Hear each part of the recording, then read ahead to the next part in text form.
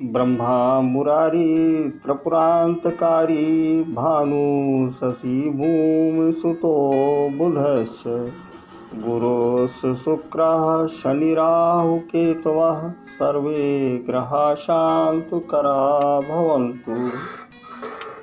नमस्कार मित्रों, मैं के मिश्रा ज्योतिष और सेवा संस्थान की तरफ से पुनः हाजिर हुआ हूँ। मित्रों, ज्योतिष क्या है यह स्पष्ट रूप से समझ लेना होगा कि ज्योतिष भाग्य या किस्मत बताने का कोई खेल या तमाशा नहीं है।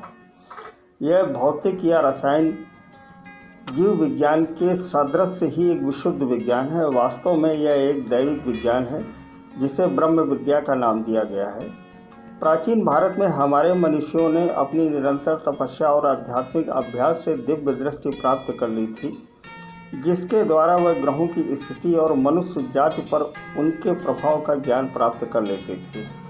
हमारे देश के उस गौरवमय अतीत में जब गुरु के आश्रमों या गुरुकुलों में विद्या प्राप्त की जाती थी, तब प्रत्येक छात्र के लिए ज्योतिष का अध्ययन अनिवार्य था।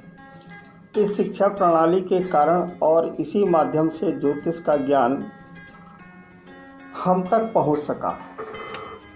ज्योतिष वेद का अंग है, इसीलिए इस ब्रह्म विद्या को वेदानाम चक्षु कहा गया है, अर्थात वेदों की आँख। वेदों का चक्षु इसे कहा गया है। ज्योतिष विद्या को 3 विभागों में विभाजित किया गया है। प्रथम सिद्धांत, द्वितीय संहिता और तृतीय होरा, जिसमें सिद्धांत का खगोल विज्ञान से संबंध है और संहिता का मेदिनी ज्योतिष से, जैसे संसार, देश या जन समूह विषय घटनाओं से, और होरा का ज्योतिष द्वारा मनुष्य या चेतन जीवों के विषय में होने वाली घटनाओं का ज्ञान प्राप्त करते हैं। इस अमूल्य सिद्धांत को जिन प्राचीन मनीषियों ने लेखनीबद्ध किया, उनमें से कुछ प्रमुख के नाम इस प्रकार हैं: वशिष्ठ, व्यास, वरुणिच, बारामिहिर, कालिदास, पाराशर, वेंकटेश, कश्यप, नीलकंठ, जयदेव, गणपति, सत्याचार्य, जीव शर्मा, महादेव, भास्कराचार्य और आर्यभट्ट। आर्यभट्ट के बारे में सभी लोग जानते हैं। परतंत्रता काल में यानी मुगल काल और अंग्रेज़ों के समय में यह दैवी विज्ञान अंधकार में पड़ गया। आज़ादी के बाद इस विज्ञान में बहुत कार्य हुआ है। दिन प्रतिदिन इस विज्ञान में प्रगति हुई है। उच्च शिक्षित वर्ग में ज्योतिष को ब्लफ या ढकोसला या हमें कर्म पर विश्वास है, हम यह सब कुछ नहीं जानते इत्यादि शब्द कहने का फैशन सा हो गया है। परंतु शायद ही मन से कोई इसमें विश्वास न करता हो।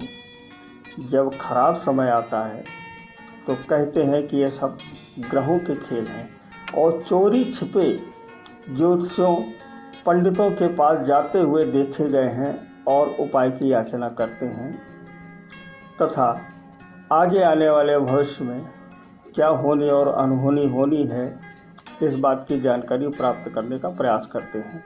ज्योतिष विज्ञान द्वारा भविष्य में होने वाली शुभ अशुभ घटनाओं के प्रभाव को जानने का प्रयास है, जिसे हम उचित समय पर कर्म, सावधानी तथा निर्धारित शांति द्वारा कम किया जा सकता है। कुछ लोगों का कहना है कि हम ग्रहों के प्रभाव को रोक नहीं सकते। यह तर्क एकदम ठीक है, बिल्कुल ठीक है, किंतु अगर समय पर हमें भविष्य में होने वाली घटनाओं का आभास मिल जाए तो सावधानी से उपायों से हम अपने ऊपर पड़ने वाले प्रभावों को कम कर सकते हैं। जैसे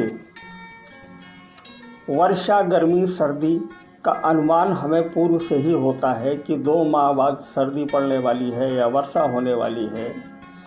ठीक उसी प्रकार अगर हमें हमारे भविष्य का पूर्वानुमान लग जाए तो हम उसकी व्यवस्था पहले से ही कर लेते हैं, सावधानी से, या जिस कार्य से हमें नुकसान होने की संभावना है उस कार्य से में सावधानी बरत करके। इस संदर्भ में कहा गया है कि फलानि ग्रह चारेण सूचयन्त मनीषा को वत्ता तमस्य तमेके बिना, अर्थात ज्योतिष विद्यार्थियों को शौकिया या व्यावसायिक रूप से सीखने वाले इस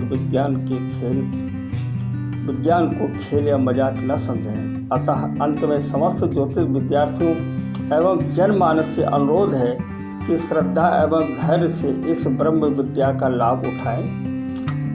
जय श्री राम।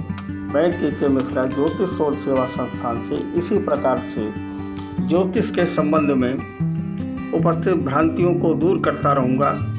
हमारे इस चैनल को YouTube पर लाइक और सब्सक्राइब करें। धन्यवाद।